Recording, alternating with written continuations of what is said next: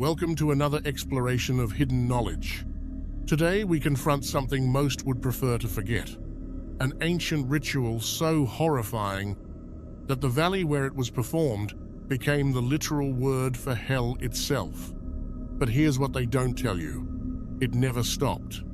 The ritual of Tofet, the sacrifice of children to the god Moloch, is not ancient history, locked safely in the past. It is a spiritual mechanism that still feeds the power structures of today. Picture the scene as it actually happened. A bronze idol towering above the assembled crowd, its hollow interior filled with roaring flames. The statue's arms extended outward, heated from within until they glowed red in the darkness. Parents approached, carrying their firstborn children. The priests chanted. The drums began their relentless rhythm, growing louder and louder. The child was placed in the burning arms of Moloch. The drums drowned out the screams. This was not madness. This was not chaos or primitive savagery. This was a calculated business transaction with the infernal hierarchy. The parents who performed this ritual were not insane. They were desperate for power, for wealth, for guaranteed prosperity. In a world of scarcity and competition. And Moloch delivered. Families who fed the fire rose to positions of influence. Their businesses flourished. Their political power expanded. Their wealth accumulated across generations. The promise was kept, but the price was absolute. The transaction was simple. Surrender the most precious thing you possess, and you will receive material security, worldly success, and protection from the suffering that afflicts lesser families. But here's the truth they buried beneath centuries of condemnation and moral outrage. The elites who understood this principle never abandoned it. They simply transmuted the practice from literal fire to systemic consumption. The bronze idol is gone, but the mechanism remains. The flames are hidden, but they still burn. The children are still being fed to Moloch, not in a single moment of horror, but across entire lifetimes, their potential consumed by systems designed to extract every ounce of spiritual energy and future possibility. The modern Tofet does not operate in valleys outside ancient cities.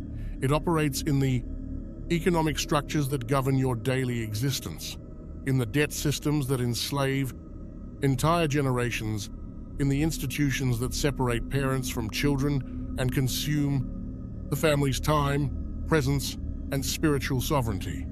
We will expose the hidden doctrine of Tofet. We will identify the exact modern systems that continue to feed the same ancient, devouring entity. And we will reveal why the elites who built these systems understand something about power that most people refuse to see. The fire never died, it just learned to hide. The historical abomination, what Tofet actually was. To understand the transmutation, we must first confront the original ritual in all its documented horror. Tofet was located in the valley of Hinnom, just outside the walls of ancient Jerusalem. This valley, called Gehenna in Aramaic, became so synonymous with suffering and divine judgment that it entered religious language as the literal word for hell. The name itself reveals the mechanism. Tofet likely derives from the Aramaic word for drum, the instrument used to drown out the cries of the burning children. The ritual required acoustic cover. The screams had to be silenced so the assembled crowd could maintain the illusion of divine transaction rather than face the reality of what they were doing. The practitioners were primarily Canaanites and Phoenicians, cultures that understood the occult principle of exchange at the deepest level. But here's the disturbing the fact that most religious scholars gloss over. Even the Israelites engaged in this practice during periods of apostasy and desperate ambition for power. Kings performed it, wealthy merchants performed it, families seeking to secure their position in the social hierarchy performed it. This was not the practice of primitive outsiders. It was the secret ritual of the elite class across multiple civilizations. The physical mechanism was precise. The idol of Moloch was constructed of bronze, hollow in the center, with a furnace built into its base. The arms extended outward at an upward angle, designed to receive the offering. Before the ritual began, the fire was lit and fed until the entire statue glowed red with heat. The child, almost always the firstborn, the heir, the one carrying the family's future, was brought forward by the parents themselves, not by priests, not by strangers, by the mother and father who had decided that their material advancement was worth more than their child's life. The child was placed in the outstretched arms. The bronze seared the flesh instantly. The body rolled backward into the furnace cavity inside the idol. The drums reached their crescendo, and the transaction was complete.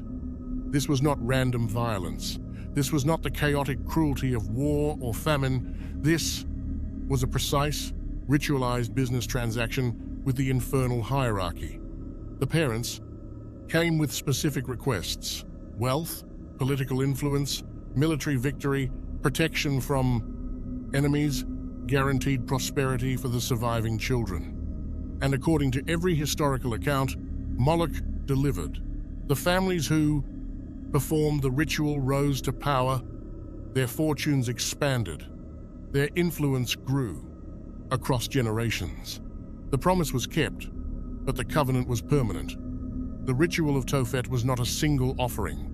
It was the sealing of a contract between the worshipper's bloodline and the entity. Once made, the family was bound. The prosperity continued, but so did the spiritual enslavement. Every subsequent generation inherited both the wealth and the debt. To understand why this ritual held such power, we must now confront the entity who demanded it. Moloch, the cosmic principle of consumption. Moloch is not simply a fire god from ancient mythology. That surface-level interpretation misses the true nature of what this entity represents. Moloch is a cosmic principle, the embodiment of systemic consumption, perpetual debt, and the surrender of the soul for temporary material power. He is the architect of systems that demand the sacrifice of the future to sustain the present. He is the god of compound interest on spiritual debt. He is the force that makes the transaction seem not only necessary but inevitable. Moloch does not create, he consumes. He does not build, he devours. Every offering made to him is a transaction that extracts more than it gives. The worshipper receives immediate wealth, guaranteed success, protection from material suffering, but the price is always the most precious thing they possess. And here's the mechanism that makes his worship so seductive. The promise is real. Moloch delivers. The families who fed the fire genuinely prospered. Their businesses succeeded. Their political influence expanded. Their wealth accumulated across generations. But the prosperity came with a hidden cost that only revealed itself over time. Those who worship Moloch bind their entire bloodline to his service. The initial sacrifice is just the down payment. Every subsequent generation is born into debt, required to continue feeding the entity or suffer the collapse of the family's material fortune. The covenant is permanent. The wealth continues, but so does the spiritual. Enslavement. The descendants inherit both the power and the curse. They are trapped in a cycle where refusing the transaction means losing everything their ancestors built. This is the true genius of Moloch's system. He doesn't need to force continued worship. The structure itself ensures compliance. Once the bloodline is bound, walking away becomes unthinkable. The cost of freedom becomes greater than the cost of continued servitude. And here's what most people fail to understand. The elites who serve this principle today do not necessarily perform literal rituals in hidden temples.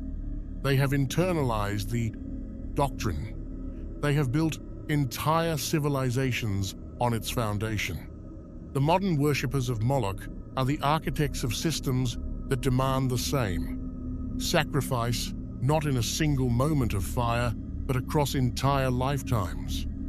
They have transmuted the ritual from flesh to structure, from bronze idols to economic mechanisms, from screaming children to the silent consumption of millions. Moloch persists because entities like him do not die when their temples are destroyed. They simply shift forms.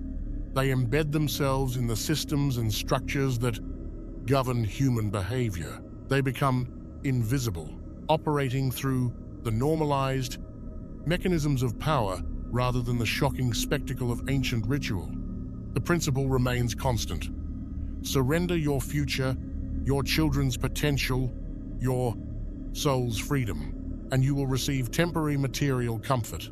The transaction is always the same. Only the presentation changes. But why children specifically? What made the sacrifice of innocent life so powerful in the three moans? Eyes of this entity. To answer that question, we must examine the metaphysics of occult exchange and understand the hidden economy of spiritual power. The metaphysics of occult exchange, why children?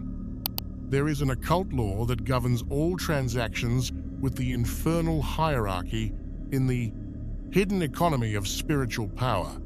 The most pure and potent life force yields the most powerful return.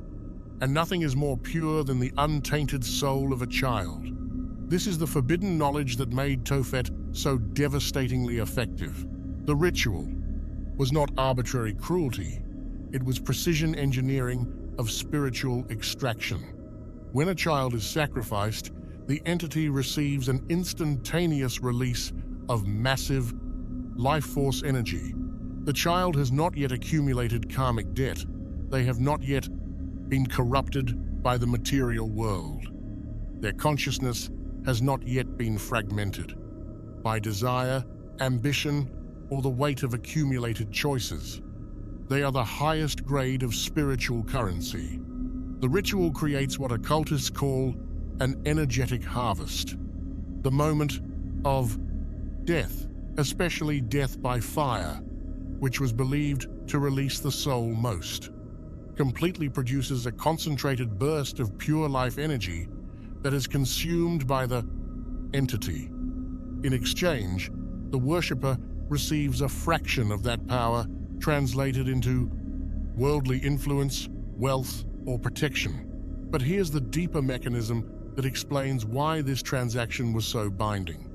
The natural order demands that parents sacrifice themselves for their children. This is the foundation of civilization itself, the willingness of one generation to suffer so the next generation can rise higher. Parents work, struggle, and endure hardship to ensure their children have better lives than they did. Tofet inverts this completely. It demands that parents consume their own future for present gain. It requires them to take what should be protected and offer it to the void in exchange for temporary power. The ritual is a deliberate violation of the cosmic order, and that violation is precisely what makes it so potent. All black magic operates on this principle of inversion. Take what should be preserved and destroy it. Take what should be given freely and sell it. Take what should be protected and sacrifice it. The more profound the inversion, the more powerful the return. And the sacrifice of one's own child is the ultimate inversion of natural law. But the transaction did not end with the death of the child. The ritual was not a one-time payment. It was the sealing of a permanent contract between the worshipper's bloodline and the infernal hierarchy. Once the covenant was made, every subsequent generation was born into debt. The family's prosperity was guaranteed, but so was their servitude. The descendants inherited the wealth, but they also inherited the obligation to continue feeding the entity. This is the generational binding that made Moloch's system so effective. The initial sacrifice created a spiritual chain that could not be broken without destroying everything the family had built. The wealth was real, but it was never truly owned. It was leased in exchange for continued offerings. And here's what makes this mechanism so insidious. After several generations, the descendants often forgot the original transaction. They believed their wealth was earned through talent, intelligence, or superior bloodline. They did not realize they were still paying the debt their ancestors had incurred. The covenant persisted even when the memory of it faded. This is the true horror of Tofet. It was not just a ritual, it was a trap that closed around entire bloodlines, ensuring their spiritual enslavement across centuries. Understanding this mechanism reveals how the ritual has been transmuted into modern systems. The literal fire is gone, but the principle remains. The entities who demanded child sacrifice in ancient valleys now feed on the systematic consumption of entire generations' potential. The transaction is the same, only the presentation has changed. The transmutation from fire to system. The literal fire of Tofet has been replaced by the furnace of global economic and social systems. The sacrifice is no longer one child.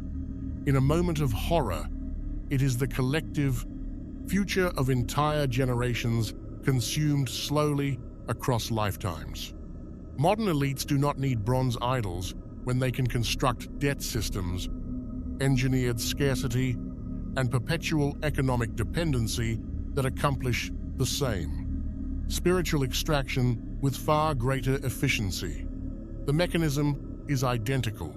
The presentation is simply more palatable. Consider the symbolic architecture of modern sacrifice. Student debt enslaves young adults for decades before they even begin their adult lives.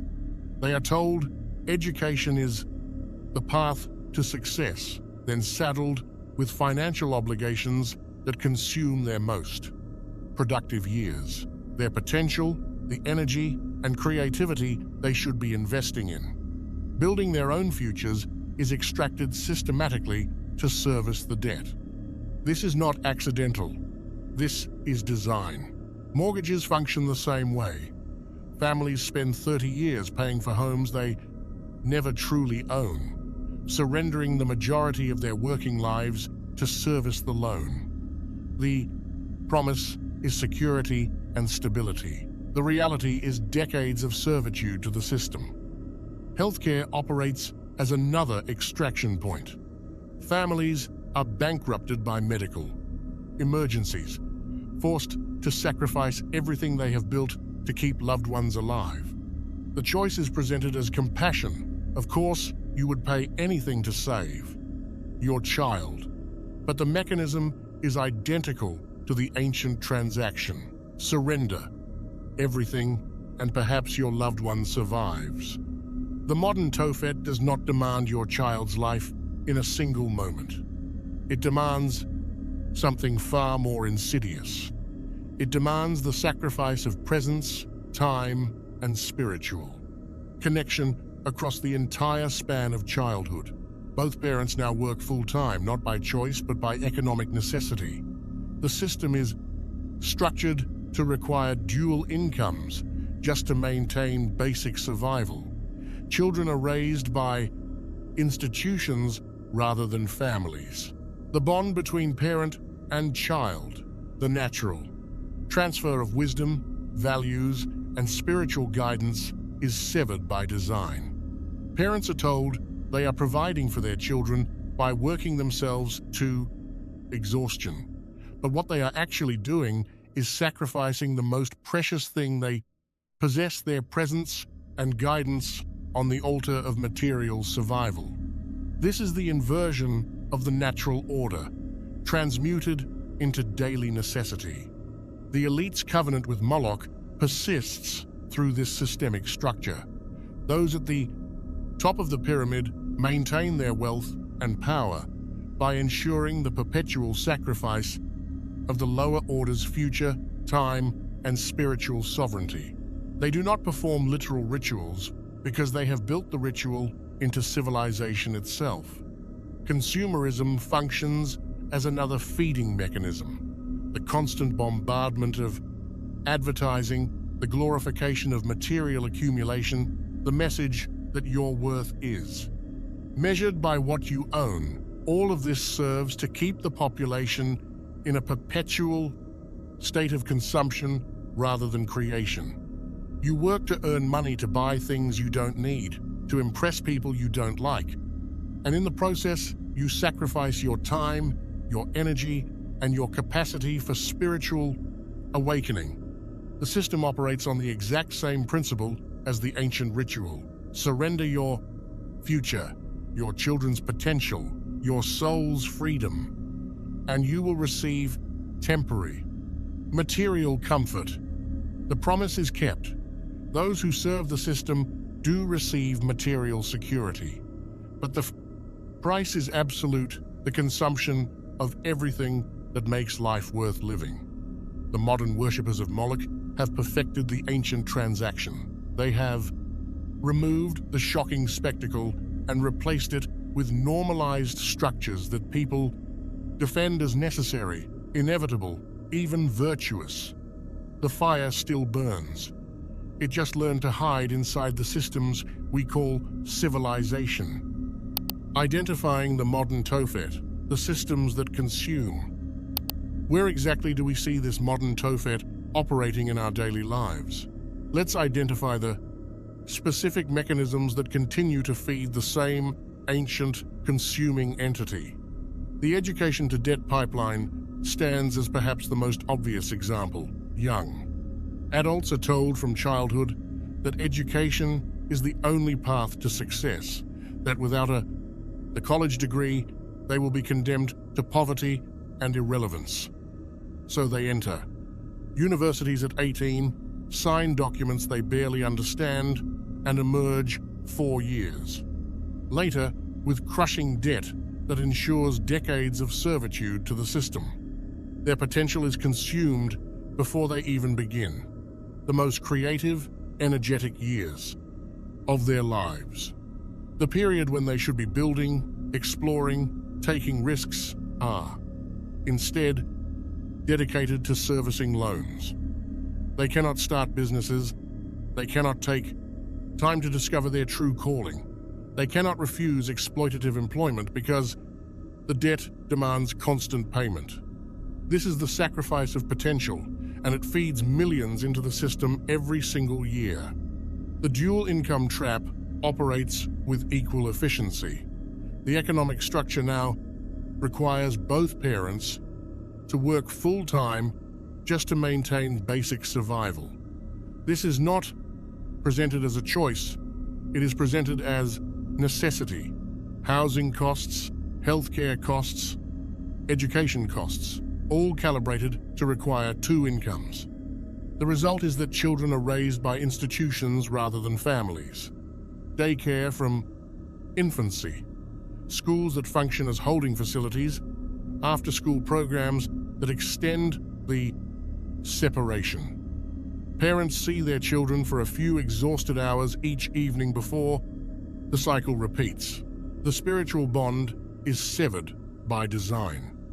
The natural transfer of wisdom, values, and guidance from parent to child is replaced by institutional programming, and parents are told this is normal, that this is what providing for your family looks like. But what is actually happening is the sacrifice of presence, the most precious thing a parent can offer on the altar of economic survival. Consumerism functions as the constant background ritual. You are bombarded with messages that your worth is measured by what you own, that happiness comes through acquisition. that the solution to every problem is to buy something. The advertising is relentless, scientifically engineered to create desire where none existed. So you work to earn money to buy things you don't need, and in the process you sacrifice your time, your energy, your capacity for genuine connection and spiritual awakening. You remain in a perpetual state of consumption rather than creation. The media apparatus ensures you stay distracted.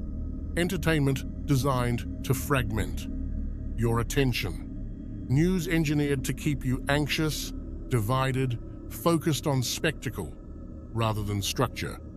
Political theater that gives you the illusion of choice while the actual mechanisms of power operate invisibly behind the performance. All of this serves to prevent you from seeing the true nature of the system. All of this keeps you invested in the transaction, believing that if you just work harder, sacrifice more, consume better, you will finally achieve the security and freedom that always remains just out of reach. The healthcare extraction operates at the edge of life and death. Families are bankrupted by medical emergencies, forced to sacrifice everything they have built to keep loved ones alive. The choice is presented as obvious. Of course you would pay anything to save your child, but the mechanism is identical to the ancient transaction. Surrender everything, and perhaps the entity will allow your loved one to survive. And then there is the darkest edge, the part that most refuse to examine, the persistent rumors and symbolic evidence that suggest the literal ancient practice continues in the highest, most shielded circles of power. Bohemian Grove and its ceremonies, the occult symbolism in elite gatherings, the coded language that appears again and again in leaked communications, the statistical impossibilities that surround certain disappearances. We are told these are coincidences, misinterpretations, conspiracy theories, but the symbolism is too consistent, the patterns too deliberate, and those who investigate too deeply tend to suffer career destruction or worse. The modern Tofet operates on multiple levels simultaneously. The systemic sacrifice consumes the masses. The literal ritual may continue in the shadows for those who understand the original mechanism. Understanding this is not about despair. It is about seeing the structure clearly so you can refuse the transaction. Tofet never ended. It transmuted into the systems that govern modern life, demanding the same sacrifice of the future for present material gain. The true power of Moloch lies in making the sacrifice seem necessary, inevitable even, virtuous. But it is always a choice. You can refuse the transaction. You can reclaim your time and spiritual sovereignty. I can understand that true wealth is not material, but the freedom to guide your children toward awakening rather than enslavement. The system will tell you this is impossible, that you must participate to survive. But every person who refuses weakens the structure. Every family that prioritizes presence over profit disrupts the mechanism. If this exploration of hidden knowledge has revealed the mechanism of control, don't forget to like and subscribe. Stay awake, stay aware.